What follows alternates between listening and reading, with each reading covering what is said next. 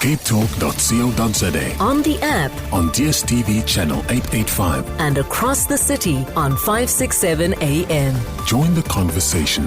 This is Cape Talk. Time to do some armchair travel as we wander the world together. And today we are wandering off to a much loved part of the country for me, but a part of it that I've not experienced, and a way of experiencing it that is going to be new to almost everybody listening, I think. I'll explain in just a moment. First, let me tell you that our guest in studio with us is travel writer Allison Foat, whose blog Cape Town Diva has loads of lifestyle content and travel inspiration, including beautiful, beautiful photographs of her travels. So if you have not spent some time playing around on the blog, I suggest that you go and take a look. Just make sure you've got time in hand to get lost down the rabbit hole of all the places you're going to want to go and visit after visiting that site. It's always great to have you with us, Alison. Welcome back. Good to be here talking trains. Talking trains, but not the kind of train you think we're talking, because Alison is taking us on a train trip to a train that doesn't move. It sits atop a bridge in the Kruger National Park overlooking the Sabie River, and it is the newest luxury lodge suspended in mid-air. Kruger Shalati. When were you there, Alison? A couple of months ago, it was absolutely intriguing to see the train that goes nowhere. Yep.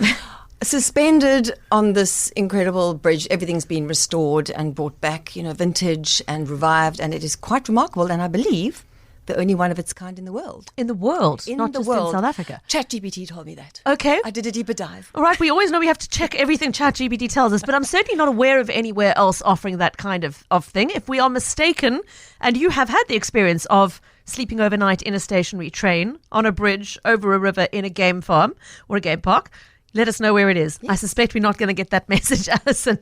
But, let's start with location, because Sabie River is a sizable river and it runs through quite a bit of the park. So where in the park are we talking? So we're talking in Mpumalanga, Kruger National Park.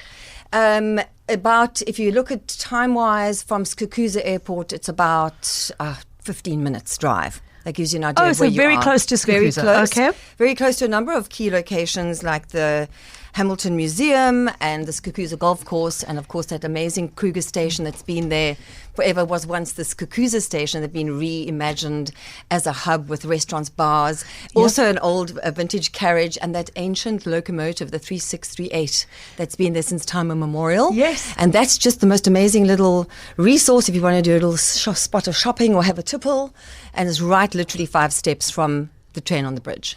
Okay. You've just jolted the memory. I flew into Kruger a couple of months ago and I saw the Shalati Bridge because it's very hard to not see a swimming pool suspended in mid-air above a river. We'll talk about that in a moment. But it did catch my eye, and of course, you're right. It's right there outside the main Kruger Skukuza Park. Yes. So if you are looking for convenience, you're going to fly into Skukuza, which is now incredibly easy to do. You can fly direct from Cape Town these days, and then a short hop, skip and a jump, a 15-minute drive to get yourself to Kruger Shalati Lodge. Tell us a little bit about the history of this project. Who had the vision? When did it all start? I believe that this whole project came into fruition with the dream from that one Jerry Mabena from Thebe Investments, who loved the train ride, Otanikwa Choo Choo back in the day. I remembered it from his childhood. Obviously train travel is all about nostalgia. And he had this idea to create a train on a bridge, got together great players in the industry. I'm talking really superb names. Rohan Foss from Rovos Rail, Dave Varty, Londolozi. So they're consulting with these incredible engineers, the real players in the industry, on safari specialists, decor design, of course, like next level engineering teams, architecture. It was quite the operation. And I believe that they sourced these trains on auction some years ago, had them restored in Johannesburg, and then popped them onto low-bed trucks, those flatbeds, and trundled them along into Johannesburg, into the Kruger National Park. I'm imagining being in the car on the road, watching a train drive past you on the highway on its way to the Kruger Park. Yes, and obviously then they deposited them onto the tracks on the actual bridge, which had been seriously reinforced. But it's so unique in every aspect. Obviously, when you say I'm staying in a train hotel, that conjures in itself something quite romantic and nostalgic and all the charm. But they're really, it's just a tremendous feat from all aspects. And there it is, this one-of-a-kind stay that even David from Schitt's Creek Yes. He stayed there. Oh my gosh. Oh gosh! During COVID, there was that break in where you could travel, and he was part of a show called The Reluctant Traveler, which is Apple TV. And he stayed there, and he actually famously said, he thought, rolling of the eyes a little bit, what's so fabulous about this? And apparently he said, and it's all over the interwebs, that it was magical. It was a place he went for a day or two and wanted to stay for way longer. Wow. It really impacted him. You must go onto The Reluctant Traveler. There's a whole segment on that, and it's actually divine. I've got a lot of intel out of that, which is quite marvelous, and he is spot on in the way he describes it. So there's somebody super famous. So rather than going, ooh, David. Exactly. Divine David. Dan Levy is the name we were looking for. He played the character of David. And if you don't know what we're talking about, that means you haven't seen Schitt's Creek. You've just got to go and watch it, because what a treat to have still lying in store for you, as an aside. But back to the train. Okay, so you are staying in these beautiful reconfigured carriages. The entire lodge experience is within a former train carriage, or is any of it outside? No, so are, in total, I think there are 34 units altogether. So you've got garden cottages, and then you've got 24 carriage suites, which are on the train suspended above the Sabie, which flows all year round. So you must imagine hippos grunting morning and evening, elephants crossing the river, lots of incredible bird life. I mean, it's nothing finer than sitting with your glass of wine and watching the swallows starting to flit. They do at dusk. It's really beautiful. And I'll tell you something, bathing will never be the same again, because you are sitting in this beautiful bath with this vast window right there, and you are having your glass of bubbly while watching whatever's going on, the theatre of safari life in front of you. Unbelievable. It really is. I mean, I can't even try and talk it up, because it really is just there for the taking. It really is beautiful. So, yeah. Okay, so we are talking about Kruger Shalati. For those who are asking how it is spelt, it's Shalati, the train on the bridge. If you fly into Skakuza camp, you can see it from the air as you come into land. The whole thing has been constructed around the bridge over the Sabie River, the railway bridge over the Sabie River, and these transformed, reconditioned rail carriages fitted out as sleeping units as part of the hotel offering. And bang in the middle, Alison, the pool. I mean, if you were there a few months ago, I don't know if you were in swimming weather. I was. Winter in Johannesburg and Mpumalanga is quite balmy during the day, right? So, yes, it was perfect, actually. It was around about April, so good timing. And this pool is quite something. So it's a circular pool, a dipping pool, really. And so it's on this deck that is extends out, and the pool is sort of hovering, like an extension hovering over the river, and this sort of lush pathway that's used by wildlife. And it really is the most divine place just to do some game viewing or whatever you can see. And there's a little bridge right on the other side where you can see guests arriving, trundling across the bridge in their safari vehicle, the new intake. Yes. So it really has, you can't, there is no bad position.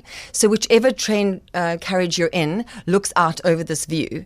It is, and there's a long wooden walkway that takes you in to embark into your little abode. It's just so romantic. It really is beautiful. It's ideal for two people sleeping. I think there's one carriage that adjoins. They'll organize fine dining for you on the edge of the track. There's a space that they've made sort of like a sunken dining area. So that's something beautiful. You can book. That's something special for individuals or small families. There's 3 pools on the property, so not just, so if you are staying on the train or the bridge, you can actually enjoy that dipping pool, but there are 2 other pools which people can enjoy closer to the main lodge on the banks of the river, which is right there, exactly on the banks. Because I'm facing a dilemma here. I have a rule, Alison, and it dates back to childhood when we didn't have a swimming pool, that if I went somewhere and there was a pool, you have to swim in it. And it doesn't matter if that is Stellenbosch in the middle of winter as it was last year or wherever you may be. If there is a pool, you've got to swim in it. But I'm also quite afraid of heights. So the sort of a pool that is kind of sticking out into the nether is a little bit intimidating for me. So perhaps I'll go to the one on the bank side. Okay, so you are staying in this extraordinary train carriage experience, or in the cottages on the side, on the banks of the river.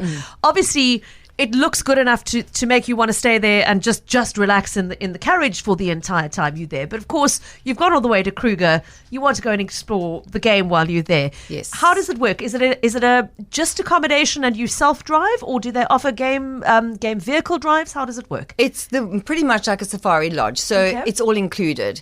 You get your usual game drives early morning and late afternoon. And the one thing people should note is that Kruger National Park is a national park. It's open to the public. So you can find yourself in slight traffic situations, which I haven't seen in a long time because of the type of lodges that I go to. But having said that, these guides are on their game. They know how to scroll around the place, how to find those hidden gems, those spots. So say there's a sighting of wild dog, which we saw a lot of, which was amazing. Yeah. Painted dogs. They will know exactly where to go, how to avoid other cars, so that you are getting that exclusive experience. And then, of course, when they want to stop and give you that sort of sundowner of your dreams, they know too where to do it, where you don't have any other eyes on. It's just you, your guide.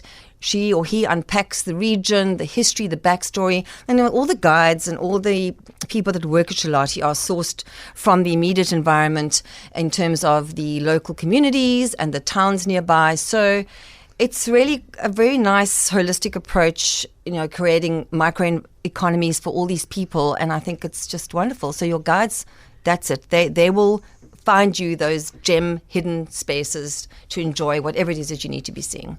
Okay, so you're going to get the whole guided experience. So, I mean, Yes. We'll talk about costs in a moment, but it means if you're bringing visitors in for the first time, I mean, everybody should be so lucky as to experience Absolutely. a park from that perspective Absolutely. of the really personalized. As much as I love the camping trip, pile the whole family in the car, make your own way with Bovril sandwiches for breakfast at 9 o'clock in the morning, whatever it may be. Yes. That's a wonderful way of experiencing Kruger, but that way of having that input of a guide with you Yes. who knows the bush, who knows deeper than what your guide to Yeah. mammals or birds is going to tell you is something very special. It is. And of course, I mean, the sightings were fantastic. Aside from, the elephant and the lion and the painted dogs, I've never seen so much extraordinary bird life in terms of the kingfisher variety. Oh, I'm beautiful. and quite habituated. So the game vehicle would drive past, say there was a kingfisher perched on a branch or on the edge of the bridge. We would be able to edge quite close and just observe this bird. I mean, I haven't had that opportunity ever. And Because they're normally so skittish, yeah. Exactly. No, they were quite chilled. I must say, I saw some remarkable bird life, and that if you're a twitcher and you love your binocs and all that, John Matham, I'm talking to you, then this is for you. Just in case you've come in midway to this conversation, my guest with us in studio, Allison Foat, travel writer from Cape Town Diva, talking to us about her fairly recent experience of the magnificent Kruger Shalati, the new lodge that has been built in the Kruger Park just outside Skukuza Guest Camp on a railway bridge on top spanning the Sabie River. An absolutely extraordinary experience in terms of where you get to sleep and experience life inside a train carriage that isn't going anywhere. Talk about going nowhere slowly. I know. Going nowhere at all. Not at all. Yeah, love it. Okay, let's get the nasty pricing conversation out the way. Where does this fit in terms of the sort of the hierarchy of how much you are paying for this experience? I would say mid-range to higher range Okay. for sure, because of where you're located, this unique experience, and it's just one of those coveted trips one has to do. So it's not cheap, I guess one wants to put it that way, but the value is tremendous. So aside from your actual stay, this unique location suspended in bliss above the river, you've got full service in terms of all your meals provided, your game drives, all your drinks. The food is excellent. They've got a team led by a guy called Vusi, and it's an extended cuisine team, and you get really it's a really well curated menu, and it's paired with excellent wines that are all grounded in South African vineyards. So Gavin Ferreira, the GM, he's really adept at switching that up every 6 months. So there's that local authenticity that threads all the way through from top to toe. So if you're going to be paying a top dollar, then you're getting that and more. So I'm sure there's a SADC rate.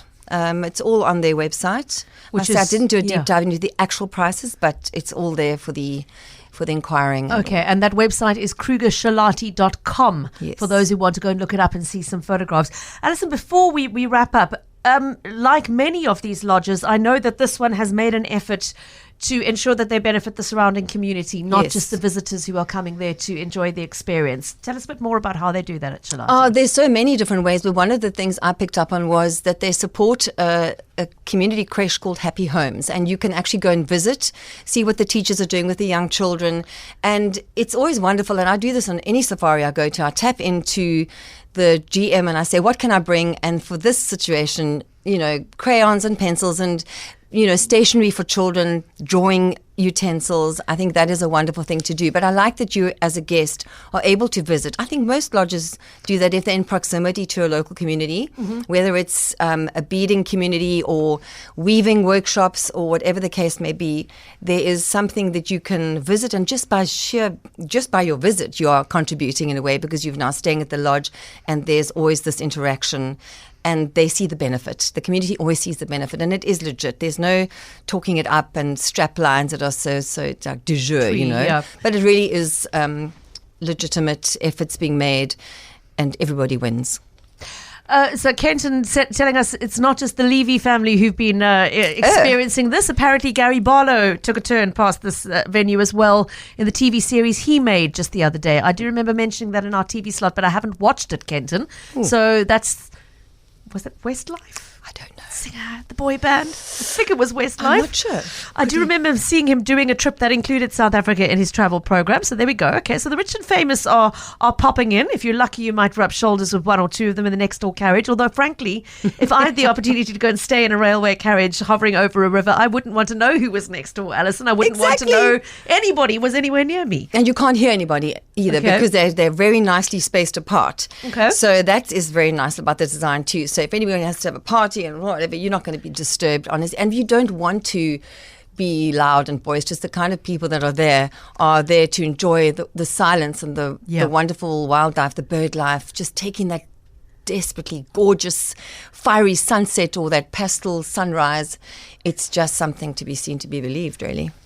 24 carriage suites, 7 bridge house suites, which are the cottages located alongside the bridge in the garden area. And I'm just seeing on their website a little extra bit of history there. The choice of this location, Alison, is that this was the very bridge where the very first visitors to the Kruger Park would come to stay. Yes. If they had been brought in to visit the newly declared park, this was where they made their arrival. Exactly. And another part of the inspiration was what they called the Round in 9 tour, which was a rail safari that took prospective gold diggers or whatever, or people that were curious about that, or just tourists on this low-felled trip that took 9 days. Yeah. And there was one night that they got to stop on the bridge. And this is where that Colonel Hamilton Stevens, yes, something like that. He was the one who then pitched the idea to the local authorities as then warden of the Kruger National Park to say, listen, this is so popular, because he would greet the guests and tell them wildlife stories and how he's,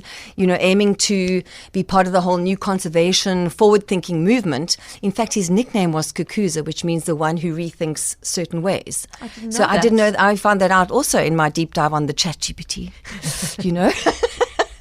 So that was fascinating. But that's how that kind of, I think that birthed the whole idea. And I think Jerry Mabena clocked onto that, and then one thing led to the other and got all these role players involved. And that's what they came up with. And they have certainly done something special. Creating something really unique. Now, listen, if anybody listening to us this afternoon, thank you, everybody correcting me and shouting at me. It was Take That, not Westlife. Oh, okay. I got my boy bands mixed up. I apologize. They all looked and sounded the same. Throw me a little bit of leeway here. I digress. I was going to say, if anybody listening has been to Kruger Shalati, had the experience of staying there, if you want to tell us where you stayed, what you thought, what you ate, what you saw, because of course, no trip to the Kruger Park can be spoken of unless you're talking about the sightings. You were lucky enough to have wild dog. Yes. Spoiled. And elephant, lots of giraffe, and lion.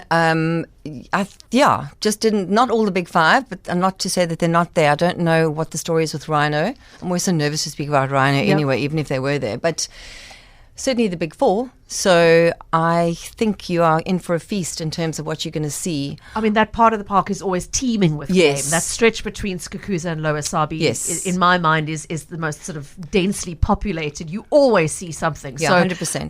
A wonderful part of the park to be located in. Alison, you've whet our appetite something silly. Thank you very, very much for coming in to share this incredible experience. Are all the pics up on your blog already? Yes, there are. And then some. I've got a feast of photos from the PR people. So, yes. Okay, so if you want to check out what it looks like, have a little look at the carriages and the pool, etc., go to Cape Town Diva, which is Alison's blog. And then if you want to go and explore the offering and the rates, etc., the actual venue site is krugershalati.com, spelled SHALATI. Safe travels till next time, Alison. Thanks Thank for joining you. us. Thank you for having me.